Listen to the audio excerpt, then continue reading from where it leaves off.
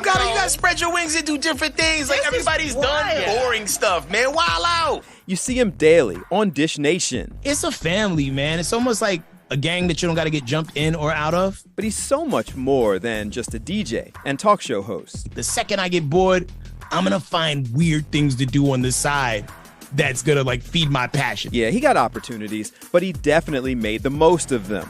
You know, everybody's handed a microphone. What you'll say into it will predicate the things that you'll be remembered for. And along with everything else, did you remember Dish Nation's Headkrack is also a hip-hop artist? And he's here on The Pulse. Let's chill out for a minute. Yo. I might be mad at this guy because there's a handful of people out there who take all the jobs. It's like it's Steve Harvey, it's Nick Cannon, it's Headkrack. You know him from Dish Nation, from radio, the hip-hop artist, been in a couple movies. How are you, sir? Yo, I'm doing fantastic, man. How about yourself, brother? I'm good, but listen, what's the thing I was saying? Much success. I appreciate everything you're doing, but y'all take all the jobs, man. You guys make it hard out here for a brother. Well, I will say that I recently gave up one of those jobs. You know what I'm saying? Like, you know, like I had to do a Kaepernick and take a knee from radio for a minute. But, you know, between point A and point B, I may make a return at some point or another. And I'm like, you know, like soiling my other creative oats, which, you know, I always love the seasons when you get to create and do different things. Like, you know, like last year I was training to fight, you know what I mean? Yeah. And then, you know, and that was fun within itself too. And then, you know, so like now this allows me to put more time into music and stuff like that and working on like acting and also, you know, hitting the comedy circuit as well. I read about you leaving the radio show. Wasn't that your show? Like, you created the show. Radio is a very interesting thing. You know what I'm saying? I did radio for 15 years. I hear you. Okay, so you know about the politics that go on behind the scenes and, you know, the secret hands that move certain things. And then it gets to a point where you have to be like, you know, well, wait a daggone minute. You know what I mean? And decide whether or not you want to, like, you know, come and torch the place or just be like, you know, tip your hat and walk out, you know, slowly and, you know, and still have a good public standing. And I did the latter. Okay. And the radio show was kind of the foundation for Dish Nation. So all good still with Dish Nation. Oh, no, the Dish Nation is Gucci. You know what I'm saying? It's like the side chick that treats you better. But but it's a valid point. When we started on that Dish Nation journey almost 12 years ago, it was on the strength of the Ricky Smiley morning show and all the players that was involved in that. But then it continued to evolve into something that didn't necessarily have to be connected to radio, which, you know, like, you know, definitely worked out for a lot of people because, you know, Portia was on the show. Portia didn't have a radio show, but, you know, we treated her, you know, just like she was part of the radio family. Yeah. And even now, like, as we've evolved, we got Tamar, we got Jesse Wu, we got my man Tanner Thompson, and it's evolved from what it began and, you know, versus what it is now. So that's kind of cool. How'd you get started in radio to get this going? So let's rewind all the way back to 2000, right? And there was a station that came to town in Dallas because I used to live there. I'm originally from New York, but then, like most New Yorkers, we found some trouble and had to go down south. I went further south than most people and went all the way to Dallas, right? And there was a station came to town called 97.9 The Beat. They didn't have any DJs. So me and my homie Kino, who's, you know, 1/3 of the rap group that I'm in called the Bodega Brothers, we was like, yo, let's make a tape and turn it in. Let's see, you know, let's get this radio show. Maybe we could do overnights. So we turned in a tape. Not only did they not want us to do overnights, they wanted us to do the 6 to 10 show, like prime time, PM. So we became their night show, eventually became the #1 night show in the city. And between point A and point B, they needed to build a new morning show. And then he took me from the night show, paired me with Ricky Smiley. And then after that, man, we was going to the moon. You glossed over the Bodega Brothers. So through this whole period of time, you've been hip-hop artist also. Slow dancing in my mind with a fine dime. Work grind time, hustling the overnights. So the kid can stand out like an overbite on a flight overnight. Staring at the clouds, praying that my grandmother see me and she proud. I feel like radio hurt my music career more than not being on the radio did, you know? Because, all right, so when I was doing nights, we worked Monday through Saturday, 6 days a week. Yeah. And now when I think about it, like, yo, that was kind of criminal. Because they would really operate in a space where, like, you should just be happy to be on the radio.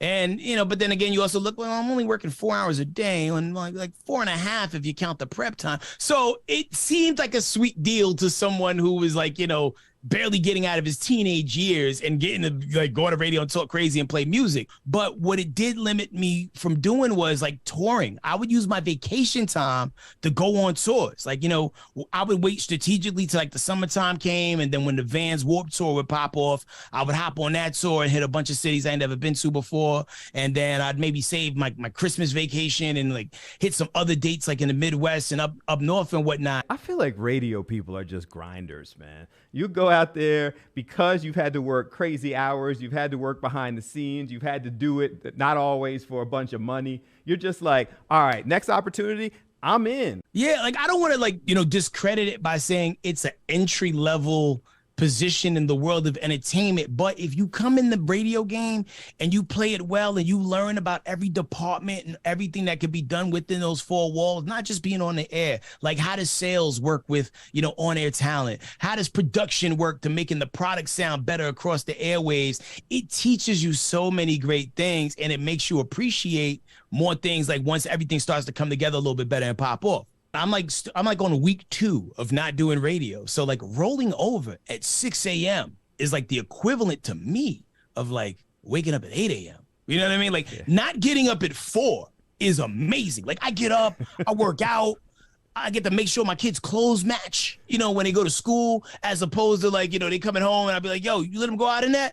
So to be there for all those cool little moments that I've missed out on all these years, because I've been doing morning radio for like, oh my goodness, like almost 18 years. So there's a lot of things I didn't have the opportunity to participate in and be a part of. So it definitely feels weird and unique. And I know it's just temporary because I'm already getting other offers and I'm just trying to just not rush back into something because I really want the next thing I do has to be something that's like really true to my purpose and true to my brand. We talked to Sherry Shepard, who you work with all the time. Mm-hmm. She came on The Pulse with us. Iyanla Van Zant came on The Pulse with us, and both of them shared similar stories. Like it was that journey to doing something that really represents you. Once you're past that point of, wait, you want to hire me? Now, I think sometimes the initial is, wait, you gonna give me a show and my name's on it? And you don't look that deep into, do I really want my name on it? My first 4 years in radio, I would wake up every day and just like, yo, like, I can't believe that this is real. Right, they're paying me for this. This is my life, and I recognize the blessing that it is, but I also am aware of the hard work that I put in to maintain my competitive edge across the board. Next on The Pulse, Headkrack's always into something, but boxing? Like we're both from the city, so we fought before, unsanctioned. I wonder if I could still take a punch. This past weekend, our brother went toe-to-toe, jab for jab against Kimbo Slice Jr. For me, it was about going the distance, fighting a big name, and scoring a knockdown. And I was able to do all of those things and get home safe. And that's one thing about me. Like the second I get bored, I'm gonna find weird things to do on the side that's gonna like feed my passion. Like, like I didn't like decide to start boxing just because I wanted to. Like I was bored and I wanted to feel alive. And that's why I did that. Man, I feel like we're kindred spirits. I did kickboxing for a while, and got in the best shape of my life. And it was amazing how, and I don't know if you've done this too, but it was amazing how you started viewing life's challenges by rounds. Like you're sitting in this meeting that's dragging on, and you're like, man, I can make it for another couple rounds. Like, like I'm all right. I can get through this. It builds discipline physically and mentally. Yeah, I feel you. And congrats on that. So you did a whole boxing thing it was a charity, get ready to go out there and box initially, right? Or did you do the boxing first and then compete in the charity stuff? So, like we're both from the city, so we fought before, unsanctioned. You know what I mean? Okay. So, at this point in my life, being a person of a certain age, I'm like, I wonder if I could still take a punch. And I was watching celebrity boxing And I remember watching it years ago when it was on Fox, like back when like Todd Bridges fought Screech, or maybe it was Screech fought Horshack from Welcome Back, Carter. But like I remember watching it back then, thinking like one day I'm gonna do this. I don't know what day, but one day. So years went by, and then all of a sudden he brought it back, and I was watching some of those people, and I'm like, I think I'm as famous as some of these people, and I think I'm in better shape than my man right there. Let's give it a go. And I thought I was gonna fight like another DJ or another reality TV person, and initially I was, and then like 3 months in, that person pulled out, and I'm like, well, damn, who am I gonna fight now? And they're like, well, what about Kimbo Slice Jr.? And I'm like, wait a minute, wait a minute, he's a fighter, you know. But then I was like, you know what? Sure, let's go, because it was a challenge, and once again, I was bored. Coming up, just look at his life and you can see Headkrack truly believes in being in the right place at the right time. You know, Archer just came from a like strong manifestation. I literally said one day, I want to be on Archer. And then when I went to Comic-Con, I was standing next to the person who cast for Archer.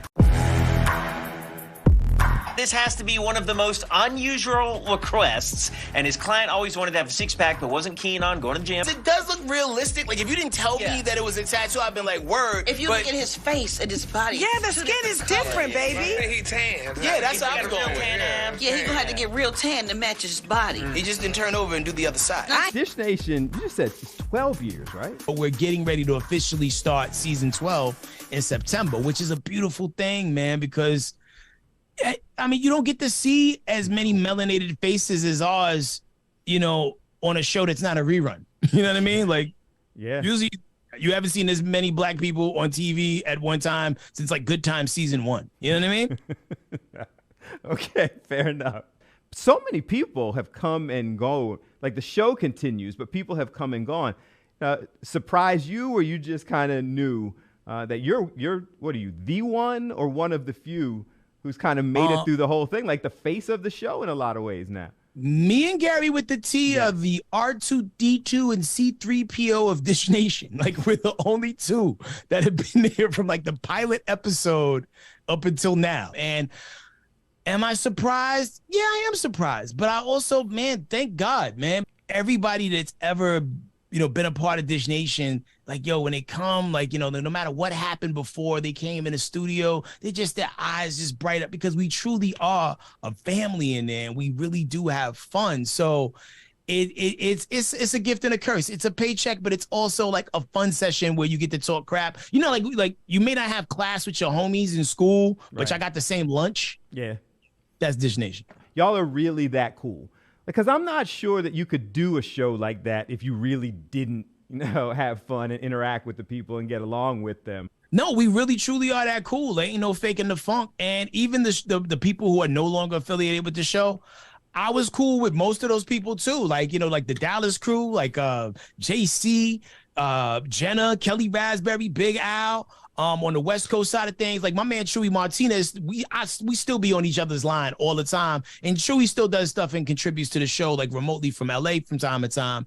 But, you know, that, man, it's a family, man. It's almost like a gang that you don't got to get jumped in or out of. Yeah, you know best kind of gang.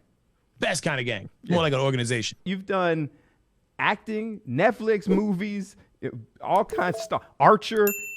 Like, what's up now, man? Movies, TV, like what's the next step? And are you enjoying all that? I'm enjoying every aspect of it, man. Like, you know, like anytime you get to act and like shed a layer of yourself and be somebody new on camera, which, to be completely transparent, I haven't got to do much, because usually when I act, I'm playing a variant version of myself. Right. But I'm like currently taking acting classes and, you know, like preparing myself to do more seasoned and meatier roles. That's not me playing radio DJ, party planner, interviewer at the radio station. And then even with the voice acting, you know, Archer just came from a, like strong manifestation. I literally said one day, I want to be on Archer. And then when I went to Comic-Con, I was standing next to the person who cast for Archer, and he heard me asking somebody like about some food somewhere. And he's like, yo, are you Headkrack for the radio? And I'm like, yes, I am. He's like, yo, I'm the caster for Archer. You ever thought about being on the show? And I'm like, Yeah. You know, it was like, yo, you couldn't make this stuff up. Daryl? Pam? Oh my God! Why the you throwing bowling balls in the street? Long story, funny story, and I'll tell you guys all about it over beers. What about them? Honestly, don't care. Man, you're a pretty young guy to have 20 years in anything, like 20 years in the industry. But you also have been in it long enough to see the industry change. So it's interesting. You talked about earlier in the discussion, people like us not getting these types of opportunities previously, and you kind of see these doors opening.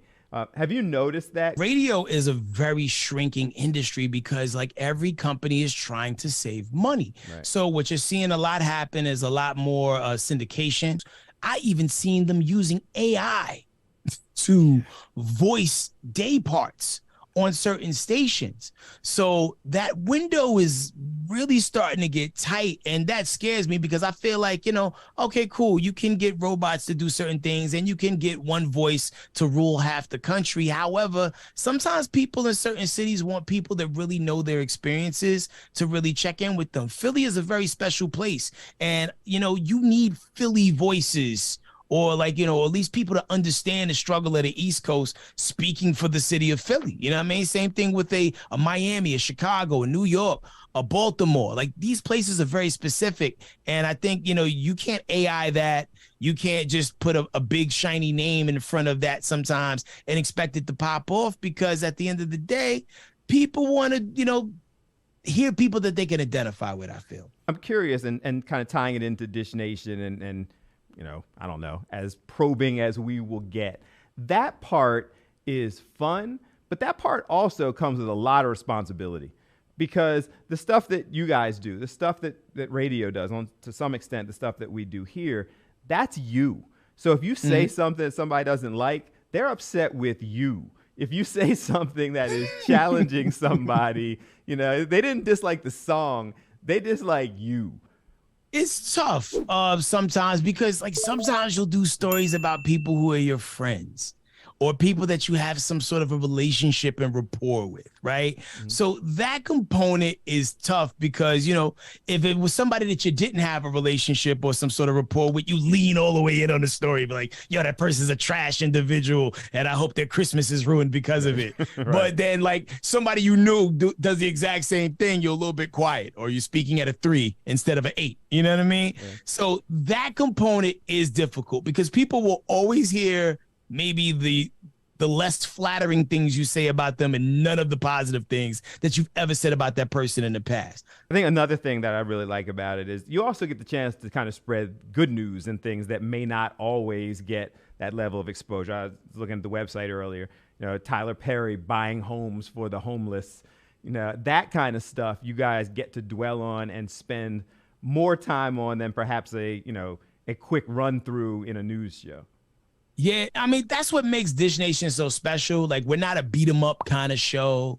We're not like, hey, we saw such and such, you know, doing this, that, and the third. I mean, there's a smidge of that, but like, you know, our whole thing is to like make you laugh and, you know, take your mind off of whatever terrible things you maybe had to wrestle and toil with, you know, throughout the day. So it's never really 100% about the slander. Like, we do like to highlight, you know, the great things that, you know, that people do.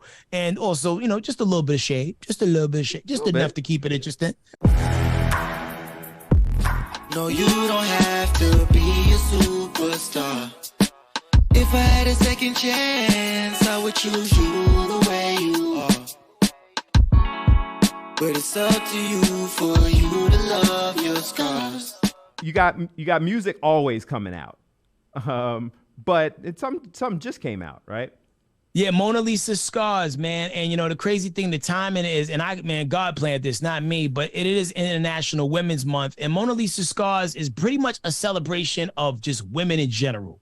You know what I mean? There's a lot of women who look at themselves in the mirror sometimes from a day to day, and they feel like, oh man, this ain't right. My nose too wide. Or like, you know, I need to go to some country I can't really pronounce to get this surgery and that surgery, when you're really just truly beautiful the way you are, man. Like, you know, our flaws, I think that's what makes us great. You know, we strive for perfection, but perfection is already here. You know what I'm saying? And it is you. And whatever form, size, shape, or whatever you may be in, shade, there is somebody who is going to love you the way you are, but it all begins with you loving yourself. What does use your voice for good mean to you?